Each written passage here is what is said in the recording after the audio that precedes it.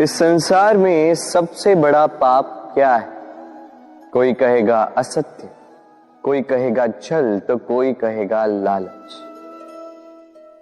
नहीं, संसार में सबसे बड़ा पाप है नारी का असम्मान, नारी का मान भंग करना। क्योंकि ये अपराध केवल नारी के शरीर को ही नहीं, उसके मन और उसके आत्मा पर भी प्रहार करती है। फिर प्रश्न ये उठते हैं कि जिसने भी ये अपराध किया है उसे दंड क्या दिया जाए? फिर कोई कहता है शारीरिक पीड़ा, कोई कहता है मृत्यु दंड। किंतु इस अपराध का दंड निश्चित करने से पूर्व क्या ये जानना महत्वपूर्ण नहीं है कि अपराधी है कौन? अब आप कहेंगे कि सरल सी बात है, वही पुरुष जिसने स्त्री का मान भंग किया। किंतु क्या ये पूर्णतः सत्य है? क्या स्वयं के अपमान के लिए, स्वयं के सम्मान को खोने के लिए कभी कभी नारी स्वयं उत्तरदायी नहीं हो सकती? सोच के देखिए, सम्मान खोने से बचने के लिए पहले सम्मान की सीमा पर दृष्टि रखना आवश्यक है। रावण सीता का हरण इसलिए कर पाया क्योंकि सीता ने भोलेपन के कारण रावण का उस सीमा को लांघना सरल कर दी। किंतु अशोक वाटिका में उसी सीता को रावण स्पर्श तक नहीं कर पाया, क्योंकि उसने रावण और उसके मध्य में तिनके की एक छोटी सी दीवार बना दी थी। जीवन में ना कहना सीखें। यदि कोई आपके सम्मान की सीमा को पार करने का प्रयास करे तो उसे वही रोकना सीखें। आपके ऊपर उठे पहले हाथ को, पहले कटाक्ष को वही रोक देना सीखें। फिर किसी पुरुष में साहस नहीं कि वो पुनः आपका अपमान करने का प्रयास भी कर सके, क्योंकि नारी जननी आराध्य है। तो स्वयं को निर्बल मानकर आप अपराधी ना बने। अपना जीवन दांव पर लगाकर स्त्री संतान को जन्म देती है। पुत्र के जन्म में अपना नया जीवन खोजती है।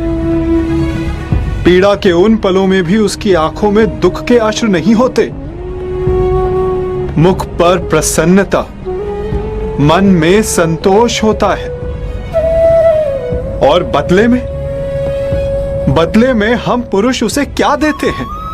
पुरुष के किए गए हर कार्य का दंड अंततः स्त्री को भुगतना पड़ता है। क्यों?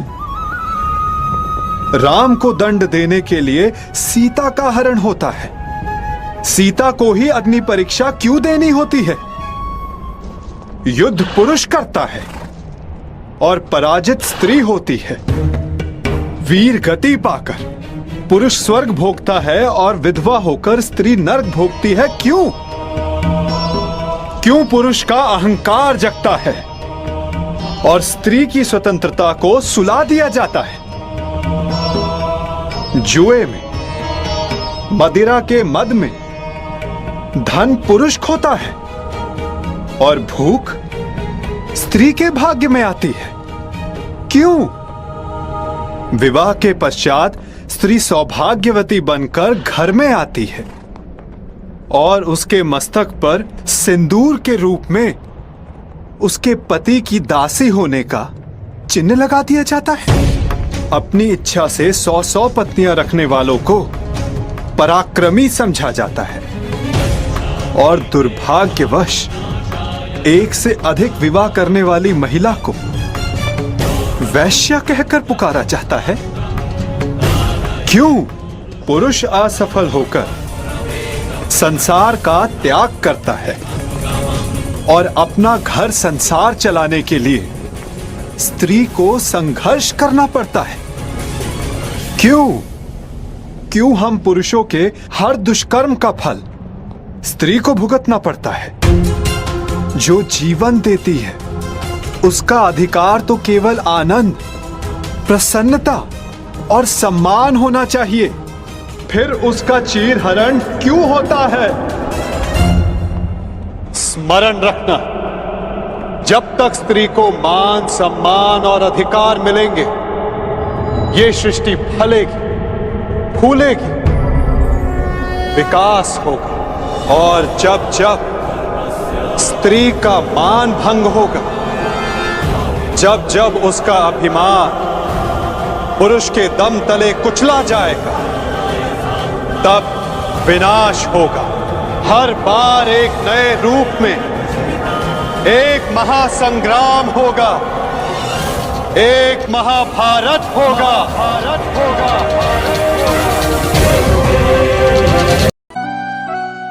पुरुषों ने जिसे नाम दिया त्रिया, क्यों दिया, किसने दिया, किसी को ज्ञात नहीं। मानना यह है कि पुरुष सोचते हैं कि त्रिया सोचती कुछ है, कहती कुछ और है और करती कुछ और ही है। परंतु क्या यही सत्य है? वास्तविकता यह है कि त्रिया वो चरित्रहीन पुरुष है और कोई नहीं। वो पुरुष जो स्त्रियों से कहते हैं कि आप माता हो, आप देवी, आप बहन हो, और सोचते क्या है? सोचते हैं कि ये स्त्री हमारे पांव की धूल है और कुछ नहीं। और करते क्या है? उनके सर पर, उनके केशों पर चूड़ामणि लगाकर सोचते हैं कि वो उनके चरणों की धूल है। स्त्री का मान भंग करते हैं, उन्हें दासी समझ लेते हैं।